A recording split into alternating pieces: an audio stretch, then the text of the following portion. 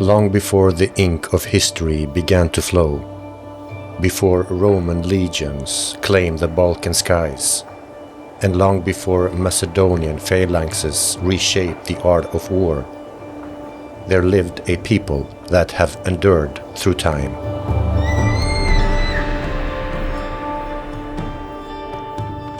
Thriving as guardians of their ancient land, the mighty Dardanians roamed its open plains and rugged heights. Fortresses marked their territory. Trade routes carried their influence. Craftsmen, warriors, and storytellers alike forged a civilization that mainstream history has only partially recorded. Drawing on archaeology, linguistics, anthropology, and ethnography, this video will compile these disciplines to expose who the Dardanians were, trace their origin, and reveal how the modern Albanians of Kosova are connected to them through history, traditions, and collective memory. Tracing the earliest footsteps of the Dardanians is no simple task. Yet an exciting clue emerges from the ancient Near East. Around 1259 BCE, Pharaoh Ramses II of Egypt and King Hattusili III of the Hittite Empire sealed a monumental peace treaty. Known as the Treaty of Kadesh, it is considered the first recorded peace treaty in human history. While the treaty itself does not mention the Dardanians directly, Egyptian hieroglyphs refers to a people called Dardani among the allies of the Hittites. While later in Near Eastern sources call them Dardana, a name scholars often associate with Dardanus.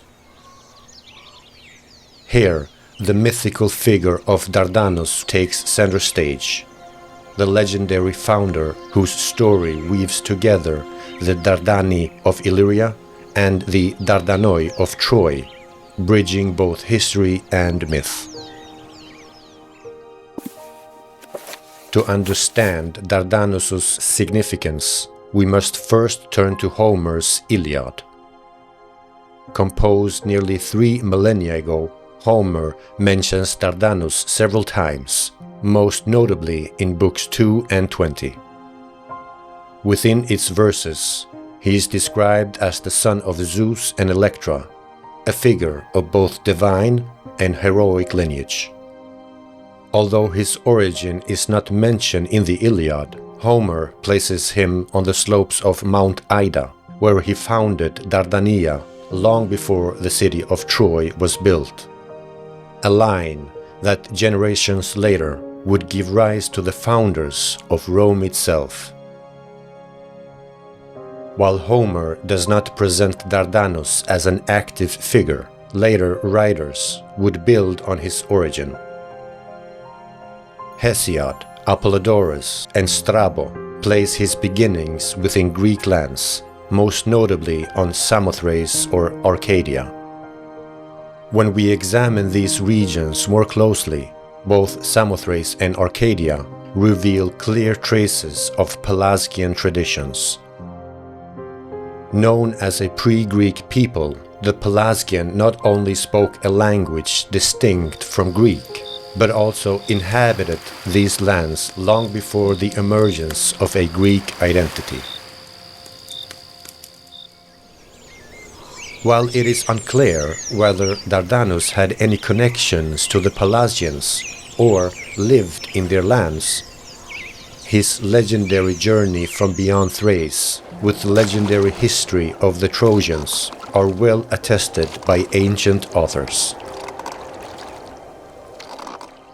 Unlike his legendary beginnings within Greek lands, Herodotus, Strabo, and Diodorus Siculus place Dardanus' origin within the Illyrian sphere.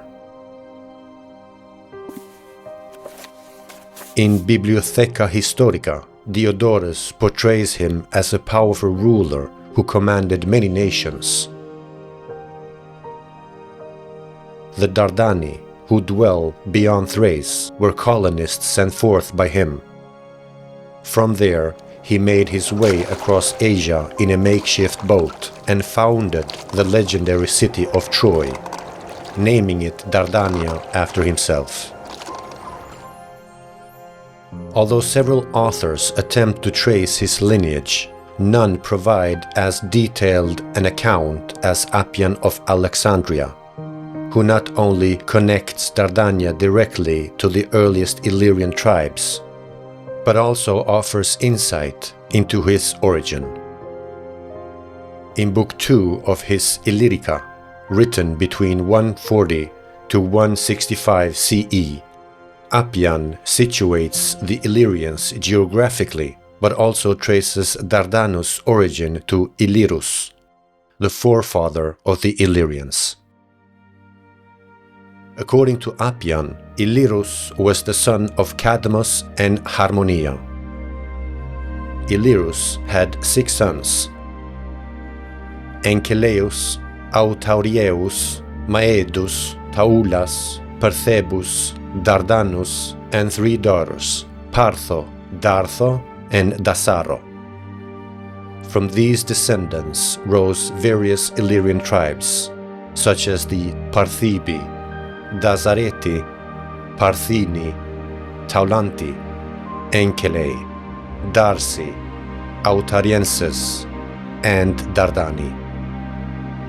These tribes that are confirmed in numerous ancient records describe them as among the oldest and most established Illyrian peoples.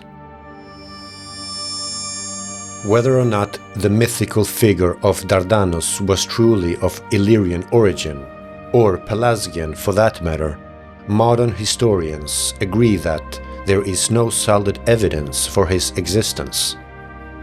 However, the myth may contain more than a mere legend. Within it could lie real migrations and possibly a shared ancestry. Mythicide, Dardania on the Illyrian peninsula was very real. In fact, they have gone down in history as one of the most important Illyrian tribes. Recognized as an Indo-European people, the Dardanians had a presence in the central Balkans, stretching back to the late Bronze Age.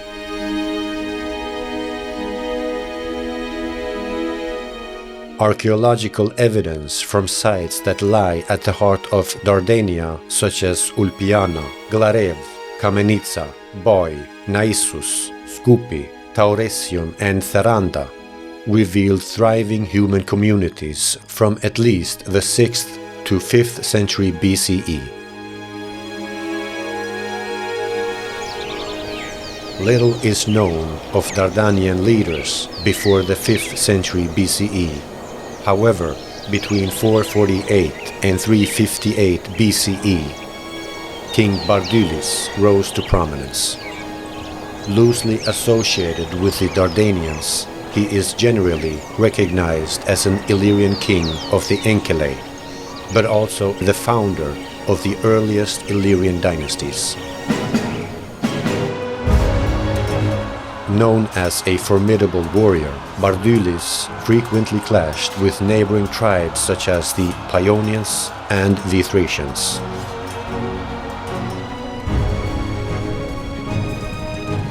One of his most notable victories came around 358 BCE. when, at the remarkable age of 90, he defeated King Philip II of Macedon, the father of Alexander the Great.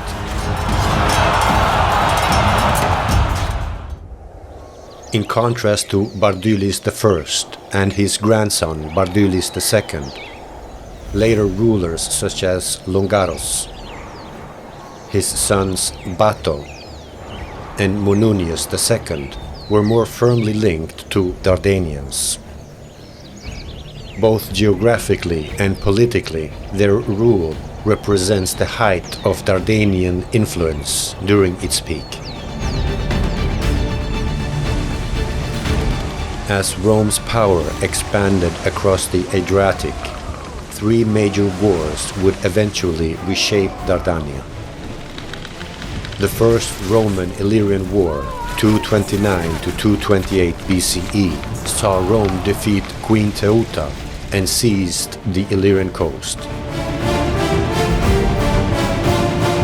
In 219 BCE, Demetrius of Pharos fell in the Second War, and in the Third War, in 168 BCE, King Gentius allied with Macedon but was defeated at Shkodra, ending the Illyrian kingdom.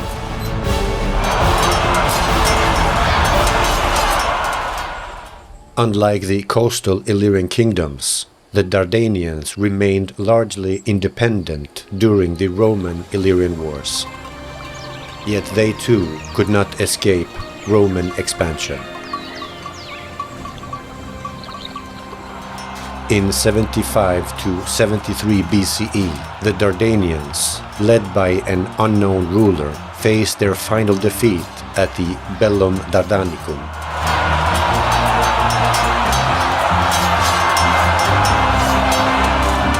Possibly commanded by Lucius Cornelius Lentulus or Marcus Lincilius Crassus, the Roman forces ultimately overpowered them and ending centuries of Dardanian independence. In the decades that followed, Dardania was gradually absorbed into Rome's administrative system. By 86 CE, under Emperor Domitian, it became part of Moesia Superior. Later, in 284 CE, Diocletian elevated Dardania into its own province. With Naissus as its administrative center, the Dardanians became a strategic and valued ally within the Roman Empire. Roughly half a century later, two of history's most influential Roman emperors emerged from this very land. The first was Constantine the Great. Born in Naissus, modern-day Niš in Serbia, he ruled as Roman emperor from 306 to 337 CE. While direct ethnic descendant cannot be definitively established, many historians consider him to have Dardanian heritage. As the first Roman emperor to convert to Christianity, he ended state-led prosecutions against Christians, paving the way for the Christian faith to become the empire's dominant religion. In addition, he also founded Constantinople, modern-day Istanbul, which became the empire's new capital and remained its political and cultural center for over 1,000 years. Around 2 centuries later, the future Emperor Justinian I was born in Taurasium, present-day North Macedonia. Rising to power in 527, he ushered in a golden age that would last until his death in 565. Together with his wife Theodora, they embarked on an ambitious campaign of restoring Justiniana II at Ulpiana in Kosova.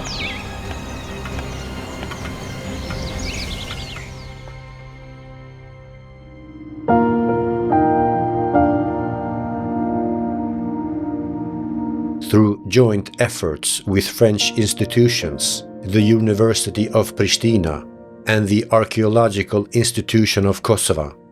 Ongoing excavations have revealed remarkable discoveries.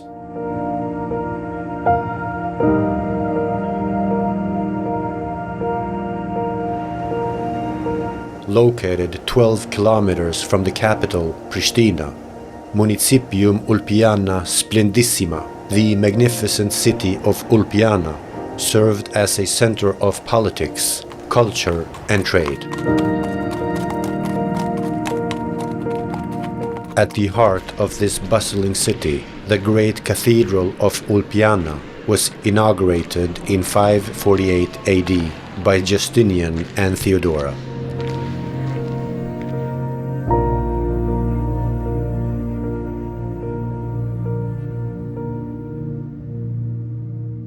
Centuries of turmoil later, the region endured a series of invasions from Celts, Goths, Huns, Avars, and Ostrogoths, among others.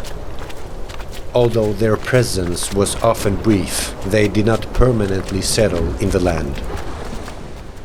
It was not until the end of the 7th century that Dardania underwent a major transformation.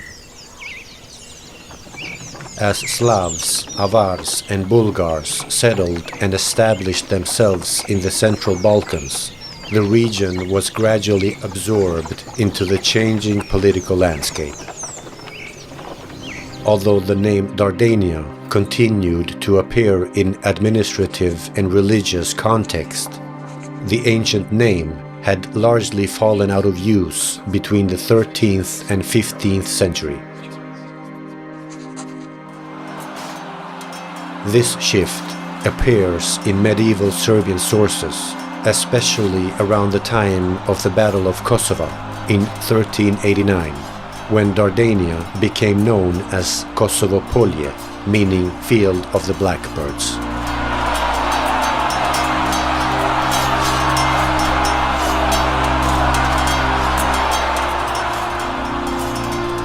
Centuries later, by which time the region was firmly under Ottoman control, the Illyrian Peninsula had undergone a profound transformation, politically, culturally, and even its name.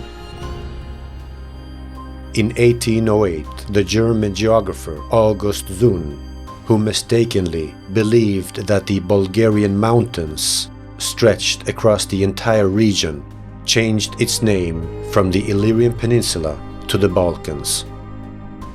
Despite this geographical error, the name endured, becoming a convenient label for Western European scholars, thus replacing its ancient identity. As the 19th century progressed, the Ottoman Empire's grip on its European territories steadily weakened. Amidst the rising tides of nationalism, Russia, Britain, France, Austria-Hungary, Italy, and Germany intervened, openly supporting different sides while opposing others. On July 13, 1878, these powers gathered at the Congress of Berlin to redraw the map of the Balkans. With a single stroke of the pen, borders were redrawn. What once lied within the Dardanian borders, Plava and Gucia, were assigned to Montenegro, while parts of Sanjak of Niš, Toplica, Kuršumlija, Prokuplje, Kosanica, Medveđa, Leskovac, Jablanina, and Kumanovo region were incorporated into Serbia. In the wake of the devastating Treaty of Berlin, an estimated range from 49,000 to 130,000 Albanians were forcibly expelled, marking a profound and tragic turning point for the local population. Although much of Kosovo and Macedonia remained under Ottoman control, their future was far from secure. In May 1912, Serbia, Bulgaria, Greece and Montenegro formed the Balkan League, a military alliance aimed to expel the Ottomans from their remaining European territories. Following the First Balkan War that erupted on October 8, 1912, Albanian leaders seized an historical moment. On November 28, 1912, they declared independence in Vlorë, seeking to unite all Albanian inhabited regions into a single nation. By then, however, the Balkan League had already occupied much of Albanian territories, making the unification impossible. In the aftermath of the Balkan Wars, an estimated range of 60,000 to 300,000 Albanians were forced to flee their ancestral homes and scattered across central and southern Albania, reaching as far as Istanbul, Anatolia and Thrace.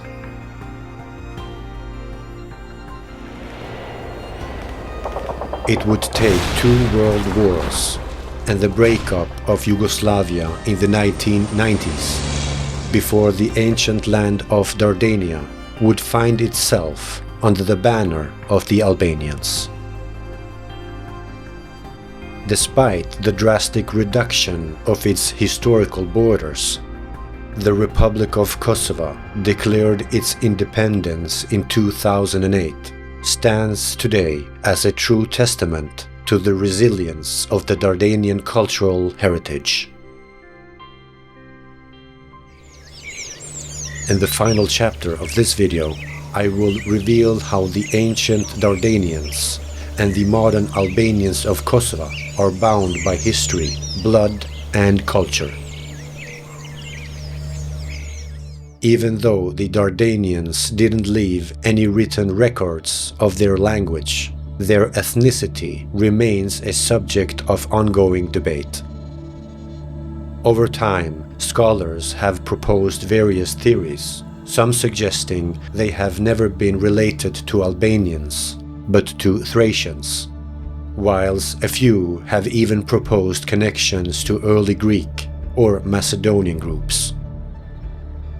However, the strong connection between the Dardanians and modern Albanians of Kosova have emerged in a series of studies over time. One of the most groundbreaking studies was conducted in 2023 by the Max Planck Institute. Using advanced computational linguistic methods, the research concluded that the Albanian language preserves features that predates both Greek and Armenian, placing its roots well over 7,000 years old. To delve deeper into this fascinating topic, check out my video on the ancient roots of the Albanian language. In relations to linguistic connection, one notable example is the name Dardani. Many scholars suggest that Dardanoi and Dardania were related to the Albanian word Dardh, meaning pear or pear tree. This idea was first proposed in 1854 by the Austrian linguist and diplomat Johann Georg von Hahn. In the 3rd section of his book, History of the Albanians, von Hahn noted that place names linked to fruits and animals were common throughout the region. Just as Dalmatia in Croatia may have its roots to the Albanian word dele or delme, meaning sheep, and present-day Ulcin in Montenegro to ujk or ulk, meaning wolf, Dardania may reflect a land once abundant with pear trees. Furthermore, the connection to the pear toponym appears also in the Slavic place name of Kruševo. This small town in central North Macedonia that once lay within ancient Dardania literally translates to pear.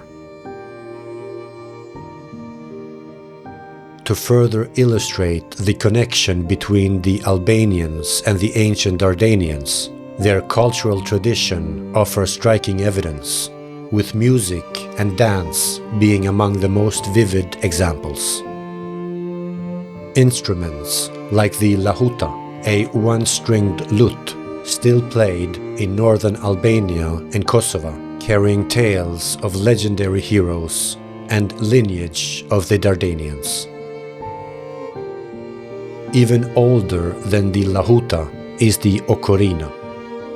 This fascinating clay flute that was found in Runik, Kosova, dates it back to around 7,000 to 8,000 years old, making it the oldest instrument ever found in Europe. The sika, also known as thika, a short, curved sword or dagger, is another emblem of continuity. Used for both hunting and combat, it was one of the most distinctive weapons of the Illyrians, including the Dardanians.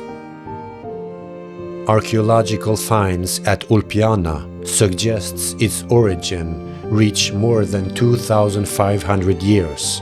In Albanian, thika simply means knife or dagger. The jubleta, a traditional bell-shaped pleated wool skirt, has been worn for centuries by Albanian women in northern Albania, Kosova, and parts of Montenegro. Archaeological and ethnographic evidence suggests that the jubleta has ancient roots, tracing back over 4,000 years to the Illyrians and the Dardanians. The chelesh, also known as plis, is a traditional white woolen cap historically worn by men across all Albanian inhabited regions. For millennia, it has stood as a powerful symbol of Albanian identity, embodying both cultural heritage and a timeless link to the past. The term chelesh comes from the Albanian word lesh, meaning wool. Finally, there is the concept of besa. This ancient and sacred code of honor is built upon trust, loyalty, and mutual respect.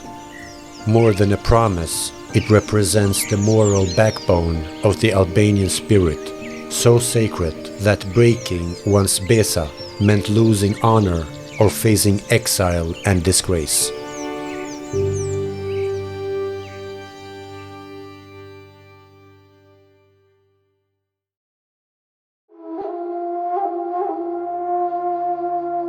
Taking all these elements and many more connections into account, one might ask if the Albanians of Kosova have strong historical and cultural ties, why hasn't Kosova changed its name to Dardania? Would the name Dardania better reflect Kosova's historical identity, or do you think it's best to keep the name as it is? Share your thoughts on the comments below.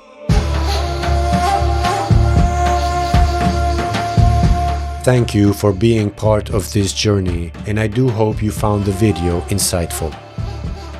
Until next time, Tung.